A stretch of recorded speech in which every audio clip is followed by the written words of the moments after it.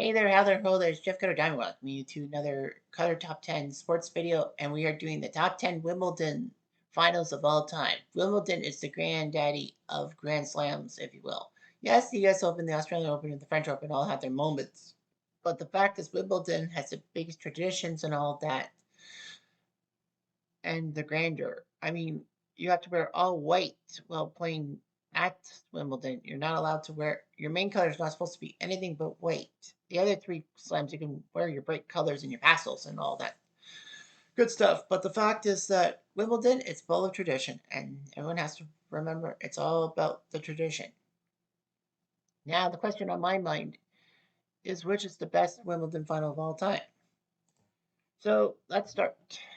Number 10 is Arthur Ashe versus Jimmy Connors, 1975. This was a big deal for male tennis because Arthur Ashe was trying to become the first African American to win the Wimbledon Championship in 1975, and he had to face a tough opponent in Jimmy Connors, who really liked to push the ball around and all that.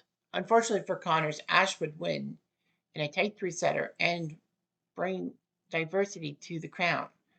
Now, contrary to popular belief, that was not the first time a Wimbledon championship was won by a minority. Nope. Alfina Gibson, known as the Spider Lady in the 50s, actually won back-to-back titles in 1955 and 1956.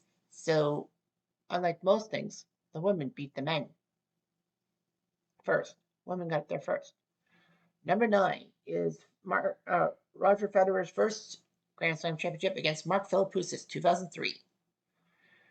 Federer had a lot of things going for him. He beat Pete Sampras at the 2001 edition of Wimbledon, which actually this was 2003. This was the start of Federer's thing.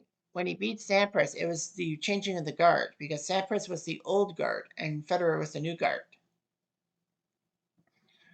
Federer would go on a nice run till he got to the finals against the hard-serving Australian Mark Philippoussis. Bet you can't get that right in the spelling bee. But in the event of things, this was Federer's first Grand Slam title. He's had 22 of them. And 2003 Wimbledon was his first. Ironically, yeah, 22 years later, it stands out as his first Grand Slam title. Number 8 is Venus versus Lindsay Venus Williams versus Lindsay Davenport at the 2005 women's final. It was a long women's final. Now remember, in ladies tennis, all matches are 3 sets. Best of 3. In men, the Grand Slams, best of 5. Venus staged an extraordinary comeback, saving a match point to defeat Davenport 4-6, 7-6, 9-7. And you know how hard it is. You know, those two were known for their hard-hitting tennis and all that.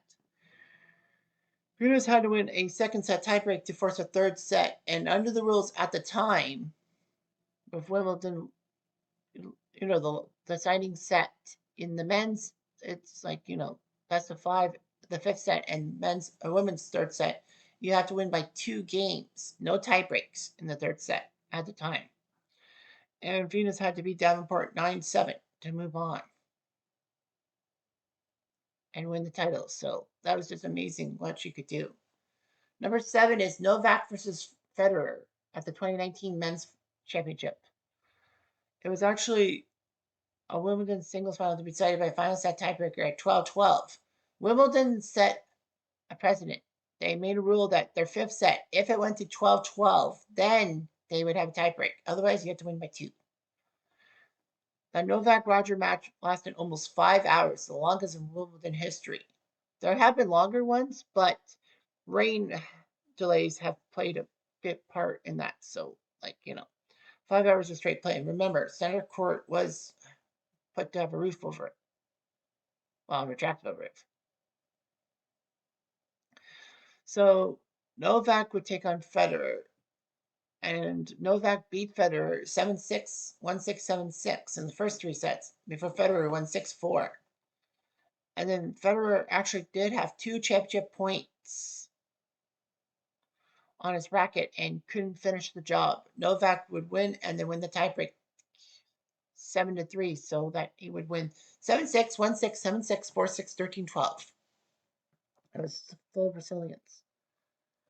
Number 6 is Margaret Smith Court versus Billie Jean King from 1970, back when ladies tennis was more hardcore and all that.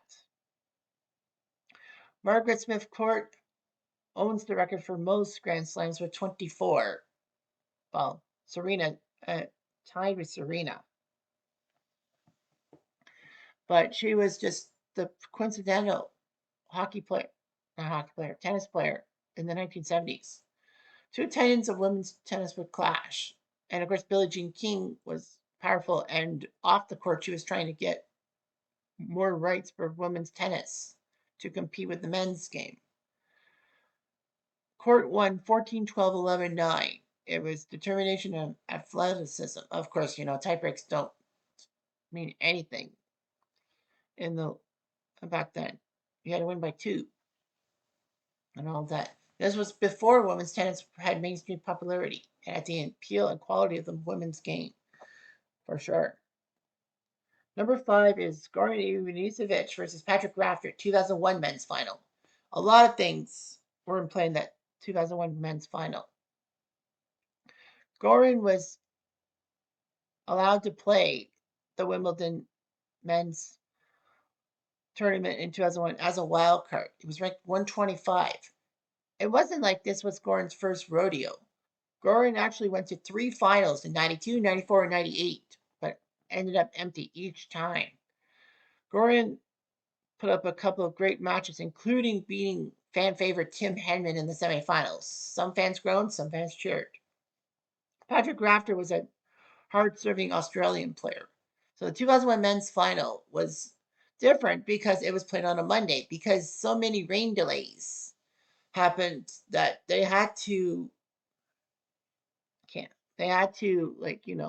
shuffle matches, and then the women's final had to play on Sunday and the men's final on Monday. But in a sport in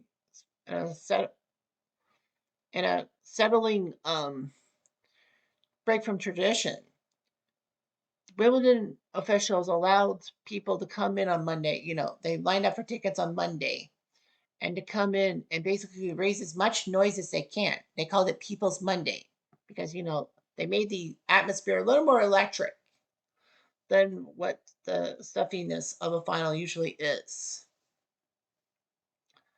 And then Goran had fought through a 5th set, and the 5th set ended up being 9-7 for Goran. So he beat Patrick Rafter 6-3, 3-6, 6-3, 2-6, 9-7 to win the 2001 Wimbledon championship. And that was just pure imagination that he could break through and win the title. Number 4 is the battle between Serena and Venus Williams in the 2008 women's final. They faced each other a couple of times at the All England Club in the finals, but 2008 had something there. There was an emotional peak. Venus was the defending champion and would take on Serena, who was trying to outshine her older sister. But somehow, in some way, Venus defeated Serena 7-5, 6-4. Many times Serena would be on the winning side of the finals, but this time it was Venus who came out on top, doing the rallies and power. And it was a good sibling rivalry and all that. But Serena did not take care of Venus this time. Number 3 is Roger Federer and Andy Roddick from 2009. The previous year final is higher up on this list, but 2009 was just as good as 2008. Federer was looking for his 15th Grand Slam title to break Pete Sampras's mark, and it was a climax. Roddick had to play the match of his life and held serve till the very last game. Federer and Roddick were playing. Federer was at 5-7, 7-6, 7-6, 3-6, so he had to take down Roddick in 2 tiebreaks, and Roddick kept breaking Federer's serve. And then in the fifth set, with no tiebreakers, they had to fight through a 16-14 fifth set, which was amazing. And Federer finally got the best of Roddick and broke him and won the 2009 men's final and got his 15th Grand Slam title. That's not the record. Novak's got the record now. Number 2 is Bjorn Borg, John McEnroe, 1980 men's final. It was fire versus ice. The fiery New Yorker McEnroe against the stoic Swede Bjorn Borg.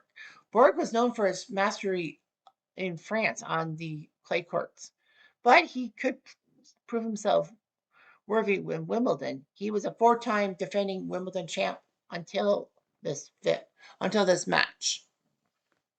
It's a classic for the ages. Borg was up 2-1, and then they had to have a historic tiebreak. And the tiebreak ended up being 18-16 for McEnroe. He had to win that tiebreak because if he didn't, Borg would have won the title. It forced a fifth set, and Borg somehow got enough strength to win 8-6 in the fifth set to win the title. That was his 5th consecutive Wimbledon title. And McEnroe was given things for his defiance and artistry. Ironically, the next year, McEnroe would win the 1981 Wimbledon title and piss off Brits in the process, as he ended up, that was the year of the "you cannot be serious" thing at the umpire. That ball was clearly on the line. Chalk flew up everywhere. But yeah, Borg finally lost a men's final in 1981. But even more impressive was this actually brought tennis coverage on NBC to a better field and all that. Growing up watching on Global TV, watching the NBC simulcast, of Dick Enberg, Mary Carrillo, and John McEnroe in the booth at Wimbledon, or even Ted Robinson in the booth instead of McEnroe. That, Bud Collins, tennis guy and known for his flashy outfits, was the main play-by-play guy. Obviously, with McEnroe being an active player, he couldn't do that. But yeah, Bud Collins was doing a breakfast at Wimbledon, and it brought ratings high up so much so NBC decided to do Wimbledon, to the men's and women's final every year. Well, until ESPN took over in 2013. And at number 1 is Federer Nadal from 2008. When I talked about the 2009 entry, I said the year prior. Widely celebrated as the greatest tennis match ever played, this pitted Federer against Nadal, 2 rivals in the Big Four.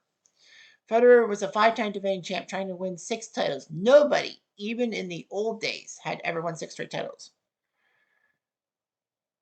This was 4 hours and 48 minutes long, and it actually spanned 7 hours because of rain delays. They didn't have the roof ready.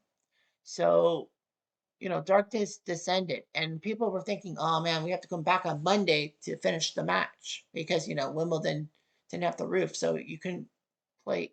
You had to play in the daylight. But as twilight had approached,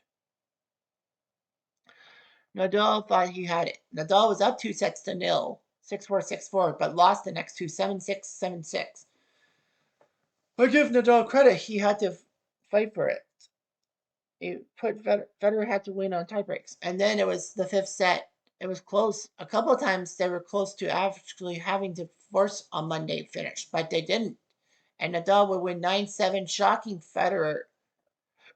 And Nadal nearly choked, but he didn't. In fact, this was the first time in 66 matches that Federer on grass did not win. Nadal did it and proved that he wasn't just a one-trick pony with his French Open wins. I don't remember if he had an Aussie or a US Open win, but yeah, Nadal could play on a surface not named clay, and it worked out. So that was one of the best finals of all time, if not the greatest Grand Slam final of all time. Anyhow, I'm Jeff Diamond, a Duke.